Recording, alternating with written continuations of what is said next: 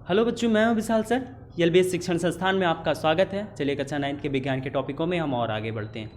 तो पुरानी टॉपिक में जो हम पढ़ रहे थे उन्हें एक बार रिपीट करते हैं, फिर थोड़ा सा और आगे बढ़ते हैं। तो पिछले टॉपिक में हम आपको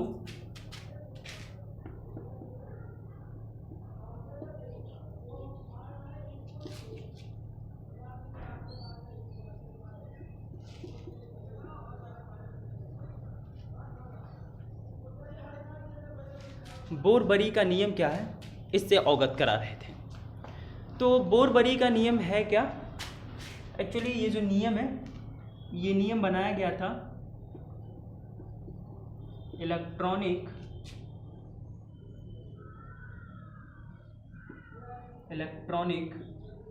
विन्यास के लिए।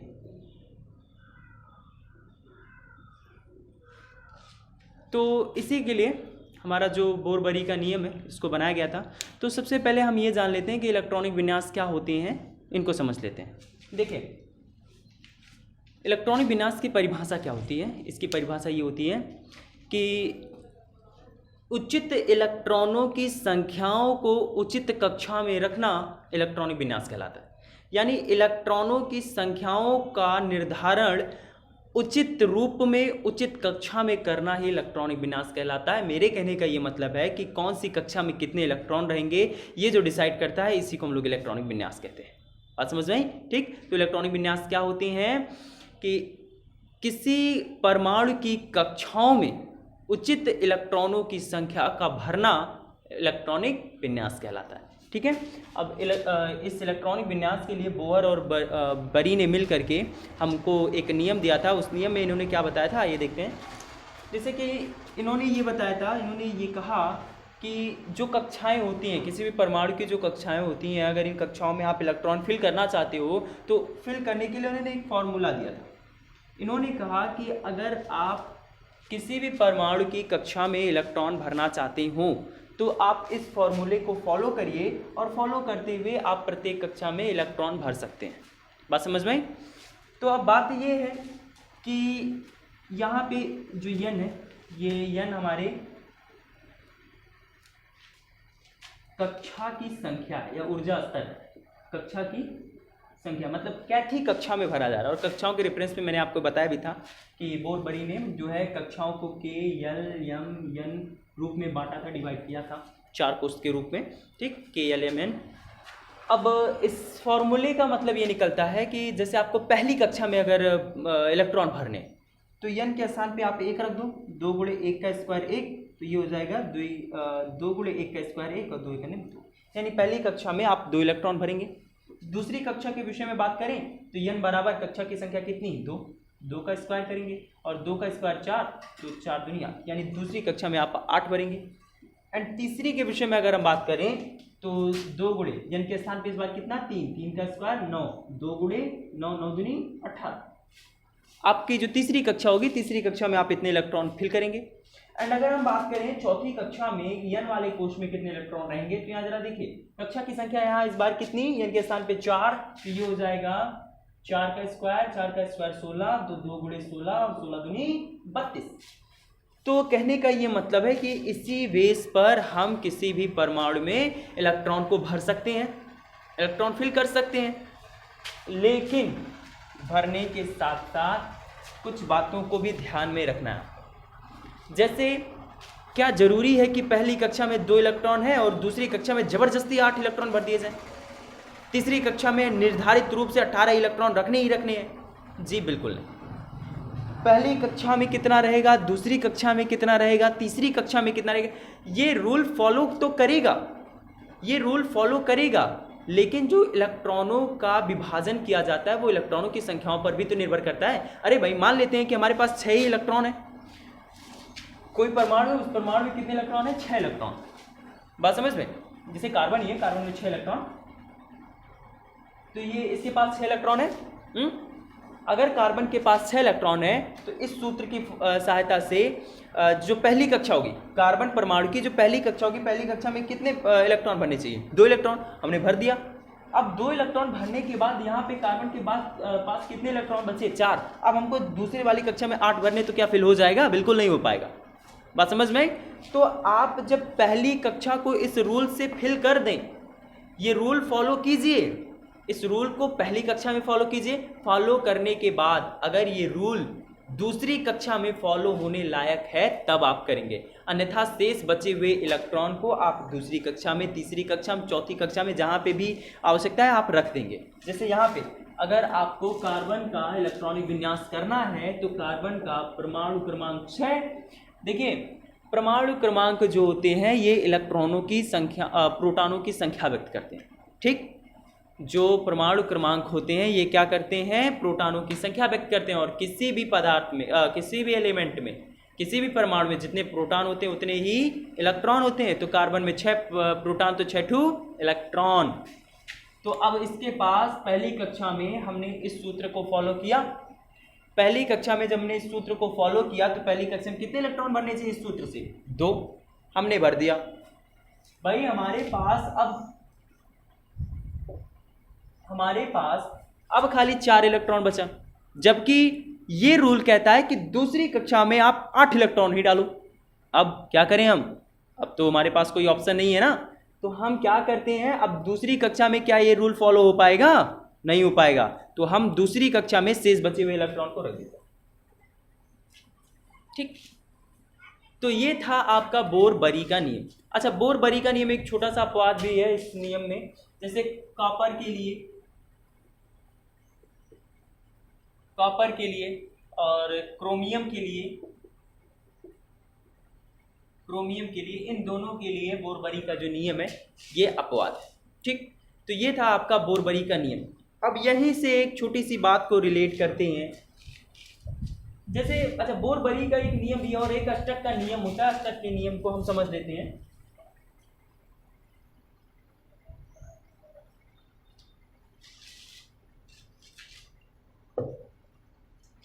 जैसे अष्टक का नियम ये है कि कोई भी अगर परमाणु है, कोई भी एलिमेंट है, तो वो एलिमेंट का जो सबसे बाहरी कक्षा हो, उस तत्व का जो सबसे बाहरी कक्षा है, इस बाहरी कक्षा में 8 इलेक्ट्रॉन होने चाहिए। इसे हम लोग कहते हैं अष्टक का नियम।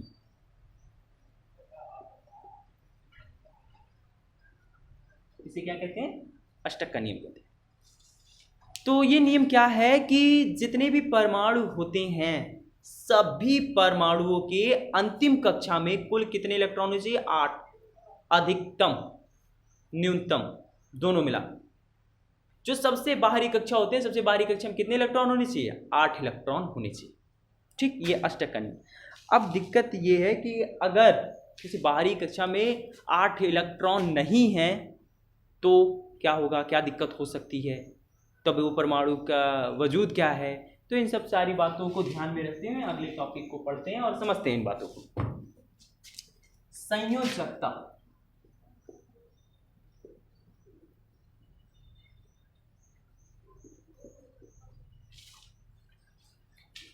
किसी तत्व के द्वारा इलेक्ट्रॉन के साझा करने की क्षमता उस तत्व की संयोजकता कहलाती है। किसी तत्व के द्वारा इलेक्ट्रॉन ग्रहण करने की या त्यागने की क्षमता उसकी संयोजकता कहलाती है। अब क्या जरूरत पड़ी परमाणुओं को इलेक्ट्रॉन डोनेट करने की, इलेक्ट्रॉन ग्रहण करने की, क्या जरूरत पड़ी? देखिए, अभी हमने जैसा कि आपको बताया कि जैसे हमारे जो एलिमेंट होते हैं, जो तत्व होते हैं, अष्टक के नियम के अकॉर्डिंग इनकी जो लास्ट वाली कक्षा होती है, इन कक्षाओं में कुल 8 इलेक्ट्रॉन होने चाहिए। लेकिन दुर्भाग्य से किसी कारणवश अगर वो अष्टक कंप्लीट नहीं होता है, उसकी बाहरी कक्षा में 8 इलेक्ट्रॉन नहीं होते, तब इस कंडीशन में इलेक्ट्रॉनों का आदान प्रदान होता है। हाँ, अकेला परमाणु है तो इलेक्ट्रॉनों का आदान प्रदान नहीं होगा, वो उसी अवस्था में पड़े रहेंगे। लेकिन जब वो किसी अदर परमाणु के साथ संयोग करते हैं रासायनिक विधियों के द्वारा, तब वो इलेक्ट्रॉनों का आदान प्रदान करते हैं, अर्थात इलेक्ट्रॉन ग्रहण करते हैं या त्यागते हैं। एज एग्जाम्पल देखते हैं, जैसे अगर हम बात करें सोडियम की, यानी ये हमारा सोडियम है, क्या है, सोडियम है। इसका जो परमाणु क्रमांक होता है ये 11 होता है। जो परमाणु भार होता है ये 23 होता है। अभी हम आगे पढ़ेंगे कि परमाणु क्रमांक की परिभाषा, परमाणु भार की परिभाषा, इन सब की परिभाषाओं को आगे पढ़ेंगे। हालांकि हम संयोजकता को यहाँ थोड़ा समझने के लिए आपको बता दें। तो ये जो एलिमेंट है, इस एलिमेंट का नाम है सोडियम। क्या नाम है? सोडियम। इसका जो प्रतीक होता है Na। तो प्रतीक आ गया, तो यहां से प्रतीक की परिभाषा समझ लेते हैं। प्रतीक की परिभाषा क्या होती है? देखें, किसी तत्व के पूर्ण नाम का संक्षिप्त अक्षर उसका प्रतीक कहलाता है।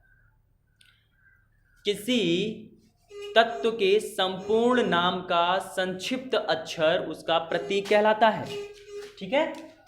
और ये जो प्रतीक है, जैसे यहाँ पे आपका सोडियम, सोडियम पूरा नाम है, इसका संक्षिप्त वर्ड Na से रिप्रेजेंटेशन किया जाता है। तो Na जो है यहाँ पे आपका प्रतीक है। क्या है? सोडियम का प्रतीक है। और सोडियम का परमाणु क्रमांक कितना? 11। और सोडियम का परमाणु भार कितना? 23 होता है। अब यहाँ पे जरा अगर हम बात करें कि सोडियम में कितने इलेक्ट्रॉन हैं, तो आप जरा देखो कि यहाँ पे सोडियम का परमाणु क्रमांक कितना है। इसे हम लोग क्या कहेंगे? जो नीचे लिखा होता है इसे हम लोग परमाणु क्रमांक कहते हैं। और ये जो ऊपर लिखा है इसे हम लोग परमाणु भार या परमाणु द्रव्यमान कहते हैं। इसे परमाणु संख्या भी कहा जाता है। ठीक है। तो अब बात करें सोडियम के रेफरेंस में, तो सोडियम का परमाणु क्रमांक कितना? 11। और किसी भी एलिमेंट का जो परमाणु क्रमांक होता है वही एलिमेंट का परमाणुओं की संख्या भी व्यक्त करता है। तो इसका मतलब ये है कि हमारे सोडियम में कितने परमाणु हो, कितने प्रोटॉन हो गए? 11।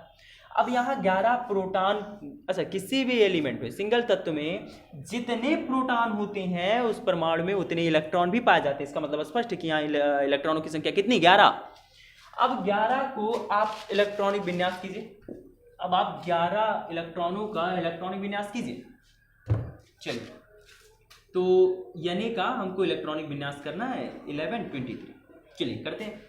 बोरबरी के नियम के अकॉर्डिंग पहले कोर्स में, पहली कक्षा में कितने इलेक्ट्रॉन? 2 भर दिए। 2 था, यहाँ 11 में से 2 हमने फिल कर दिया। पहली कक्षा में कितना बचा इसके पास? 9। अब दूसरी कक्षा में इन्होंने कितना बताया था कि 8 भरना है। दूसरी कक्षा में 8 भर दिया। अब कितना बचा इसके पास? 1। तो तीसरी कक्षा में उन्होंने बताया था 18 भरना होता है। लेकिन अगर हमारे पास नहीं है तो हमारे पास जितना बचा रहेगा वही फिल कर देंगे। तो ये जो आप देख रहे हो इसे हम लोग इलेक्ट्रॉनिक विन्यास कहते हैं। तो ये हो गया सोडियम का इलेक्ट्रॉनिक विन्यास। बात समझ में? ये क्या हो गया? सोडियम का इलेक्ट्रॉनिक विन्यास हो गया। अब अगर बात करें हम यहीं पे क्लोरीन की, किसके विषय में?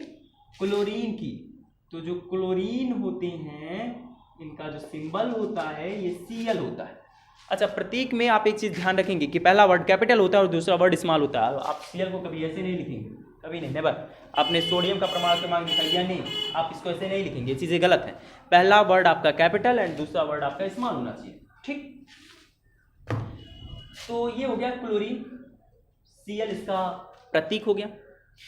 अब इसके विषय में थोड़ा सा हम चर्चा करें तो इसका जो परमाणु क्रमांक होता है ये 17 होता है और परमाणु भार जो होता है 35.5 होता है। ये लगभग इसको हम 35 ले लेते हैं।